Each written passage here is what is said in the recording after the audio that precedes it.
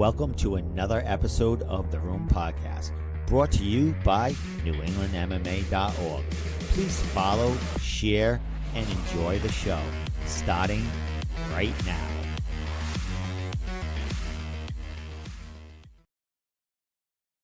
Joining me in The Room Podcast to talk about his huge opportunity fighting for the Cage Titans amateur welterweight MMA title is Brody McDougal. What's up, my friend? First time on the show, man. Pleasure talking to you and getting to know you, my man. Thank you, Steve. Yeah, I really appreciate you having me on. I appreciate the opportunity. All right, my friend, you come off that last win, getting the reality welterweight amateur title there in an armbar, first round armbar. You're getting ready for this fight. You got a title fight for Cage Titans. You got injured, man. How was that whole feeling? Yeah, I mean, it's a work in progress. Obviously, every time you get injured, I was lucky. It was just a wrist break. So, there's a lot of stuff I was still able to do. I was just in a splint, so I wasn't, able to throw any punches or anything, but I was still able to, work out and at least keep myself in shape, which was nice, especially, mentally. I think that's the biggest thing when you're injured is really your mental health, even more than your physical body's health. Because your body can appreciate the rest, but it's the mind, it's that always working towards the next thing, feeling like you're, falling behind. That can be tough to deal with. So yeah, I mean, that really helped from a mental standpoint, still being able to work out, still keeping myself in, good physical condition. And quick turnaround now, healed up, ready to go. Well, my friend, like you said, it's a little kink in the train rolling here. You had a bunch of fights, had a Muay Thai fight in there for Cage Titans, won a title. You were on a roll, and then all of a sudden this happens, man. You had other, partners fighting on cards, maybe on that same card, man.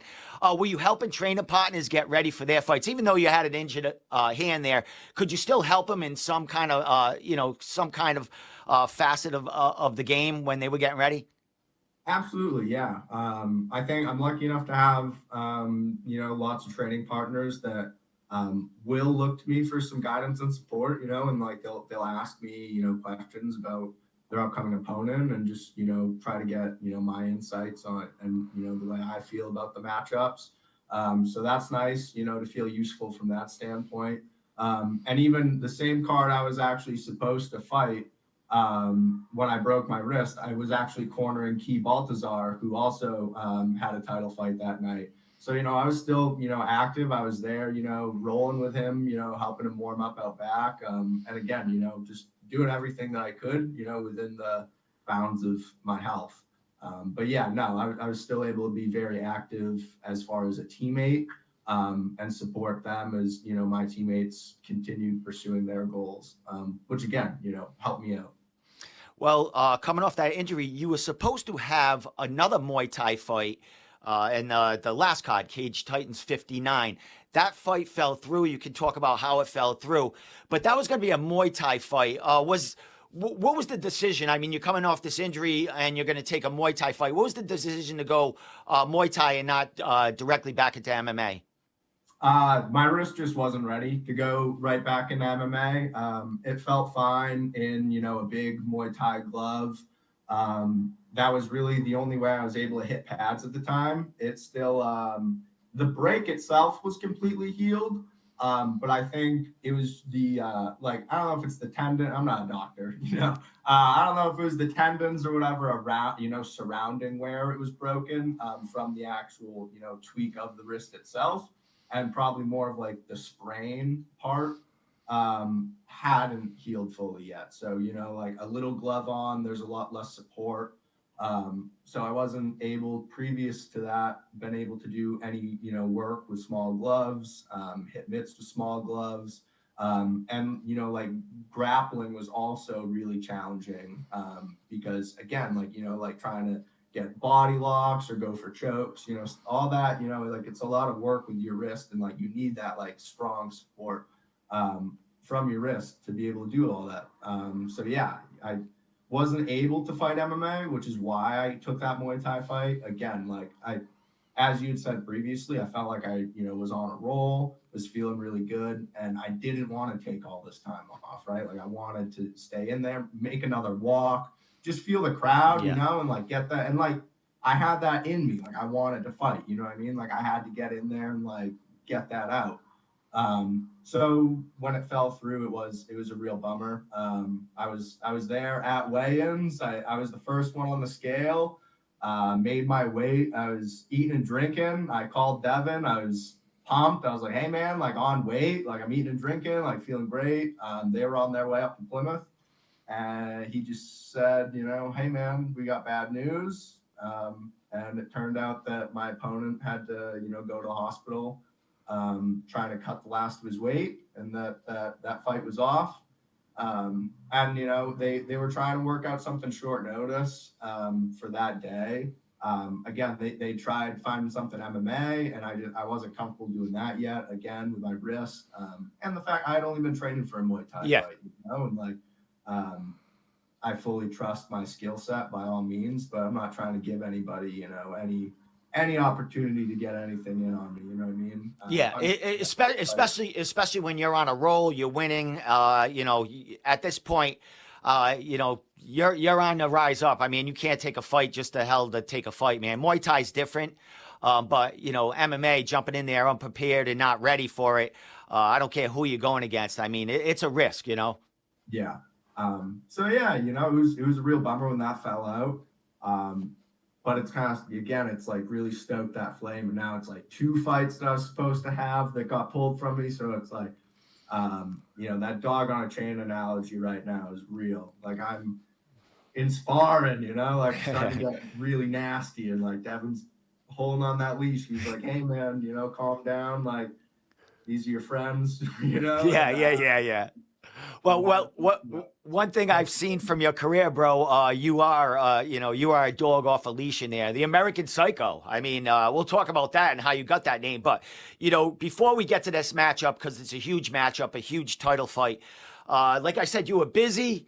I think, 2021, you had your debut. You guys traveled to Florida, and I think you might have had a clean sweep there, but you went to Florida. You had your debut, MMA debut in Florida, man. What was that like, fighting out of New England? Most amateur fighters in the New England area get their first fight, comfortably in the neighborhood, but you went out of the neighborhood, man. Thinking back, how cool was that, the start of your career and, kind of the success you had up until this point? Yeah. I think honestly, so that was a big part of the success and kind of like kickstarting it. I got thrown into pretty much like the most uncomfortable possible scenario for my first fight. And I liked that, you know what I mean? I'm not to like put myself in as like the underdog, but like I really felt like the underdog for that fight. He was a purple belt in jiu-jitsu. I had only been training 6 months at the time. He'd been training for like 5 years. I'm going into his hometown. I'm traveling, I'm flying. And at that point I had only been on an airplane 1 time before that. So like even me flying, traveling, like I had never flown. That was a whole new experience. You have like the stress of that travel. So like going through all of that, I also had an underlying injury at that time too. I had shoulder surgery since then. So I had a really bad torn labrum. So honestly, going in that fight, we didn't even know if my shoulder was going to stay in its socket long enough for me to get through the fight. So I had a lot stacked against me going into that fight, which, is like made all the fights following a lot easier. It's kind of like, like if I was able to do that, this is pretty smooth sailing, locally. There's always, the post-fight or pre-fight nerves. And, like you're always going to have little jitters, whatever. But I mean, and I genuinely love doing this, I love the fight. I get excited to get in there and do it. So, yeah, I mean, having the almost what felt like the hardest possible first fight has helped me, I think, in the, how do you say, like the speed of my career and kind of like the trajectory I've gone on and how I've been able to move up the rankings so quickly.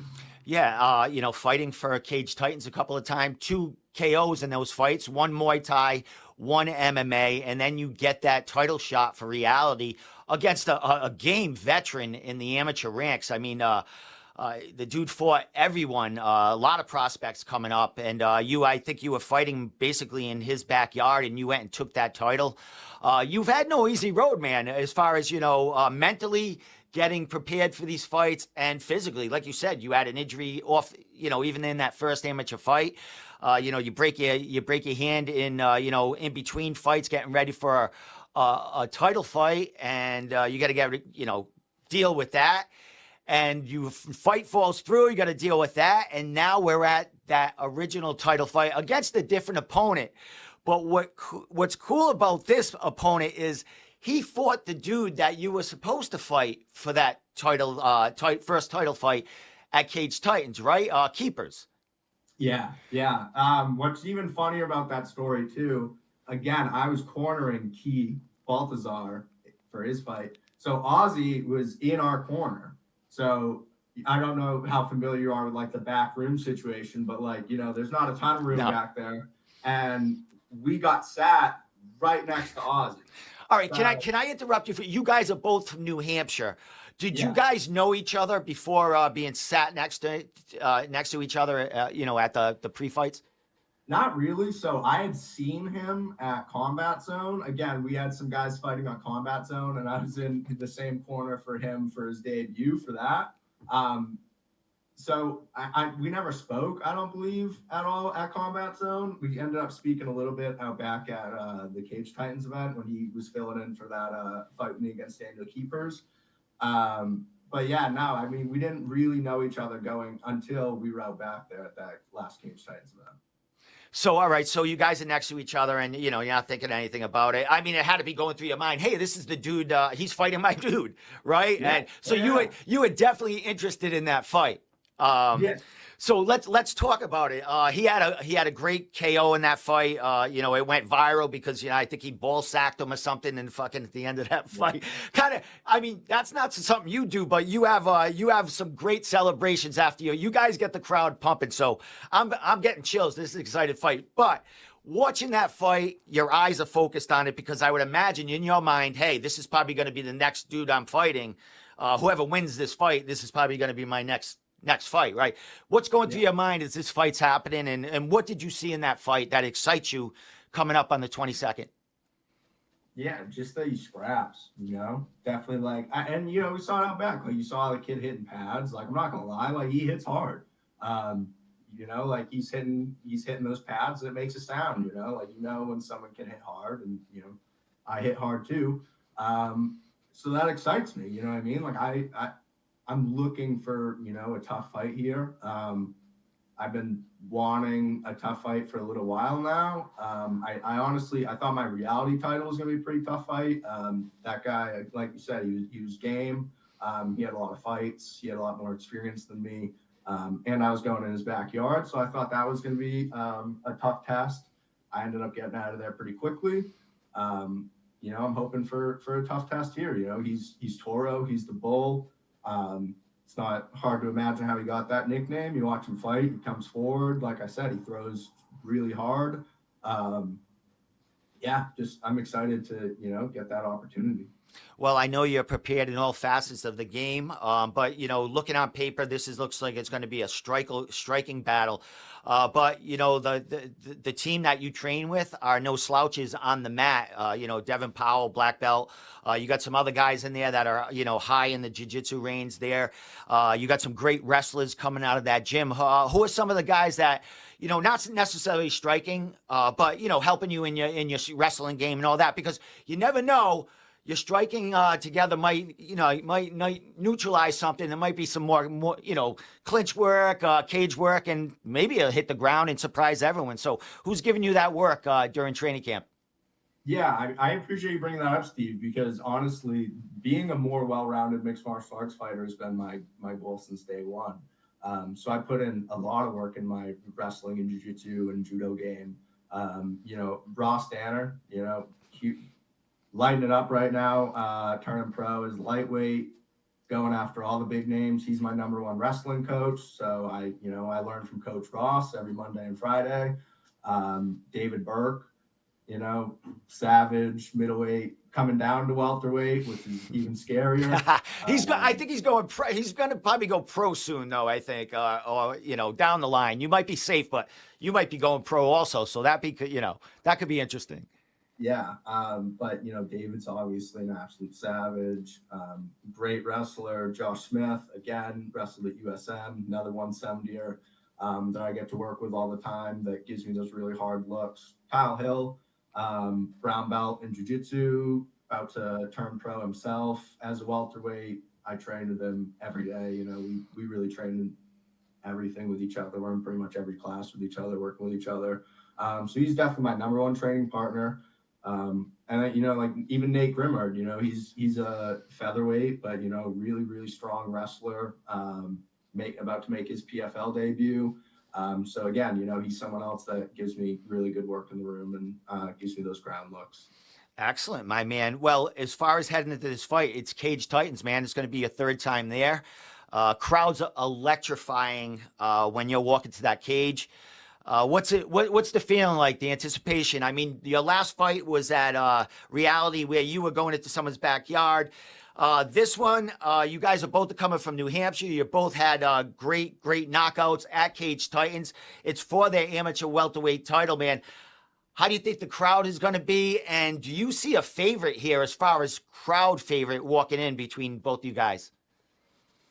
Yeah. So, I mean, first off, how I think the crowd's gonna be wild, right? I mean, that's one of my favorite parts of it is just that final kind of boost you get from the crowd as you walk in there. Like it's electric, man. Like again, you feel it. Like you feel it even on the stairs, walking into the cage on the metal stairs. Like you feel the vibration. Yeah, like it's so sick, man. I don't like. Again, I fought at Mohegan Sun in front of 7,000 people, and it's not the same, man. It's not like the Glyph Memorial Hall, how everyone's stacked on top of you. It's so loud, and it traps sound in that room. It's a intimidating but super fun environment to fight in. Getting to the second part of your question, who's going to be the favorite? I mean, I would like to imagine I'm going to be the favorite in this one. I fought for Cage Titans a little bit more. I'd like to think I'm a little bit more of a recognizable name to the Cage Titans fans, as far as like, the general population of people that's going to be there. He's obviously going to bring a great support system, I'm sure. I know he had a bunch of, fans in the crowd last time that were super loud. I'm going to have all the crazy No-Stos people in the No-Stos section cheering for me too. So yeah, I mean, I'm sure we'll each get some equal representation, but I would imagine I'll probably get a little bit of a bigger bump from the crowd. Excellent. Well, I know you have a lot of training partners helping you get ready for this fight. You talked about a few of them, but you had a bunch of them getting ready for their own fights. Neff, you had a couple, 2 or 3 on the last Neff card, which we always do. As far as this Cage Titans card coming up on the 22nd, do you have any training partners, other kind of affiliates that are going to be making the trek with you and fighting on the same card? Is it just you representing No-Stos this time around? As far as representing No-Stos, I might be the only one representing No-Stos. Robert Woostig, though, is down training with us right now. That's right. From Syracuse, New York. He's going to be taking on Don Shanis, which is tough for me. I'm buddies with both of them. I got working with Don before, and now I'm working a little bit with Robert. So I've just been like, walking my thin white line, like, haha, I'm friends with everyone here. But yeah, so Robert's going to be down there. Devin's not cornering him or anything, again, because of our ongoing relationship with Don as well. But our doors were open for him to come get some work. So yeah, he'll be with me. I'm in the hotel room, cutting weight, doing all that stuff. But as far as representing No-Stos, the gym, I believe I'm the only one on the card. Yeah. Excellent. Well, a couple more things here, but you mentioned cutting weight. I met you for the first time. I think it was at the last Cage Titans card, and I said, let's definitely get a word. It's when this fight was announced coming up. As far as weight cutting, you seem like a big dude. A tall dude, all that. How is the welterweight division for you? I mean, you're a young amateur. You guys grow down the line. Some people change, divisions as they turn pro. But how you feel? How comfortable are you in the welterweight division? Knock on wood, right? It's been really good. All my weight cuts have gone really, pretty much perfect as far as, a weight cut can go. Cutting weight sucks always, like I think even if you cut 2 pounds, right, like it still is going to suck. But yeah, I mean, it's not awesome, right? Like I cut weight for sure, like you've seen me in person. I'm a pretty big dude. But yeah, I mean, as far as getting to 170, I've never had any problems. Devin sets up a really good plan for us. He's had, experience with the UFC PI and working with them. So we have, we got it down to a pretty good science at the gym as to exactly where we need to be as far as, numbers moving down in the week, where we got to be that Thursday night to make that final cut into Friday morning. And yeah, I mean, it's not pleasurable, but it's not super hard for me either. You know what I mean? I'm not dying. I'm not, carrying on anything like that. So, it's not the easiest, but it's all right. Excellent, my man. Well, it's fight week starting today. Other fighters say fight week starts for the Friday before the fight because it's a full week. But for us media guys and Cage Titans, this is fight week. What's left to do up until weigh-in? Sometimes they have the press conference, but weigh-ins on Friday. What's left to do in the training camp before you step on scales? Yeah, I mean, as far as we're concerned, training camp's over for me. Training camp really ended for me Saturday. Saturday was, my last up doing any real like live work. This week is just, keeping the cardio up, doing a lot more like conditioning style classes to keep my body strong as I'm doing the weight cut. And again, just, burn calories and keep pushing that weight. And now it's just, keeping things sharp, keeping things dialed in, lots of pad work, lots of just, flow drilling, which, isn't the funnest. At least not super fun for me, but, flow drilling is super important for, again, just crisping everything up, making sure everything's there, doing your basics, working on escapes, situational things that we think might arise. And yeah, just making sure that we're ready for the big cut on Thursday. And that's really it.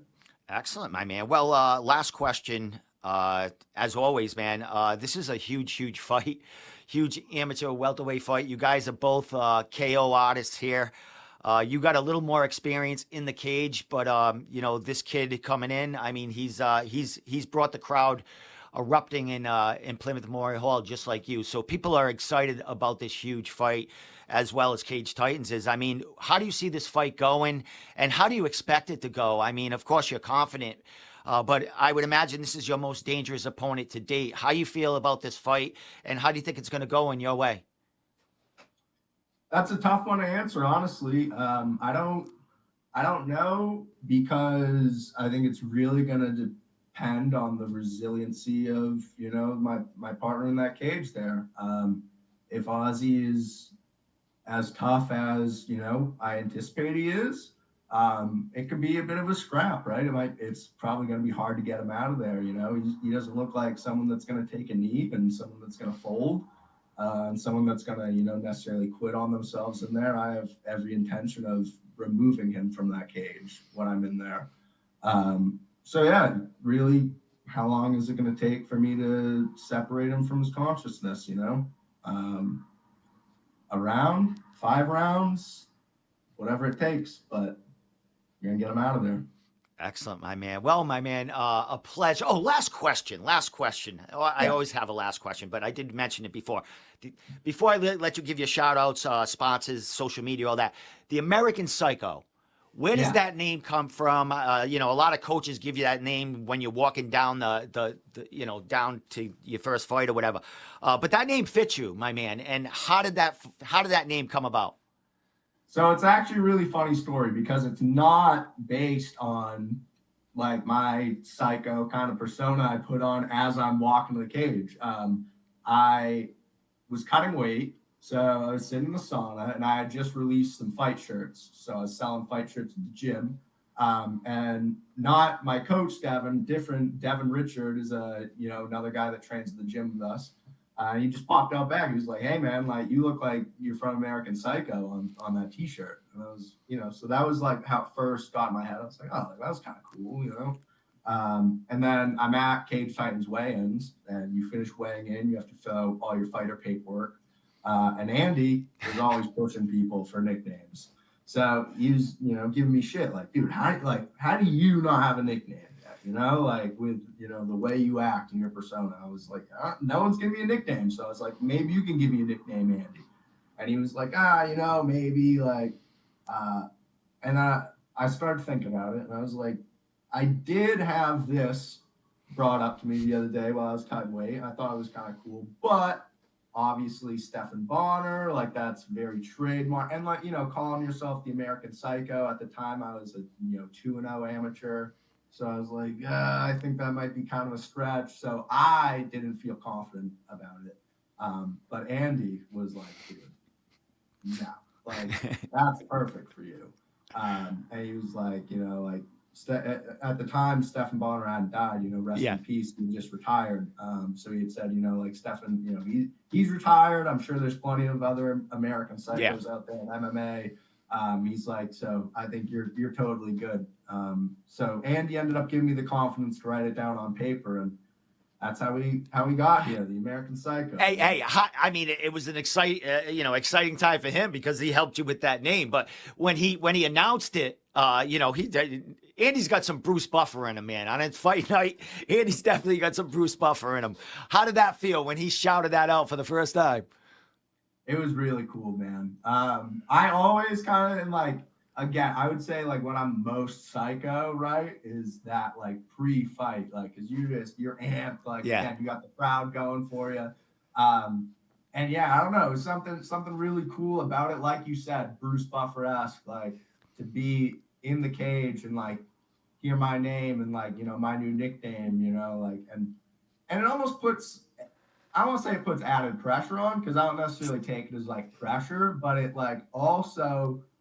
You have the name American Psycho, like you got to represent, like that's how I feel at least. Like if I'm going to call myself the American Psycho, like I'm going to walk around with that, like I'm going to throw down, you know what I mean? I'm going to do everything I can to live up to that. So that also kind of, I would say almost was inspiration and motivation for the first time. Like I was in there, you hear it and it's like, all right, fuck, like, time to be the American Psycho, time to live it up, man. Time to show what I'm made of, man. So, and you have, my man. So with that said, bro, I could keep you here all day talking about fighting and your career and everything that we're leading toward. But I'm gonna let you give your shout outs, sponsors. It's fight week. I know you got a lot to do and prepare for Friday weigh-in. So shout out anything you want to do, social media, sponsors, and I'll let you get out of here, my friend. Yeah, I mean, so first off, I'm covering up, but I got my fight week haircut from 1886 Barbershop in Somersworth. Got to shout out the boys at 1886, always trying to keep me cleaned up. Again, American Psycho-esque, gotta stay sharp, right? Hagen's Motor Pool, always been a supporter of the boys.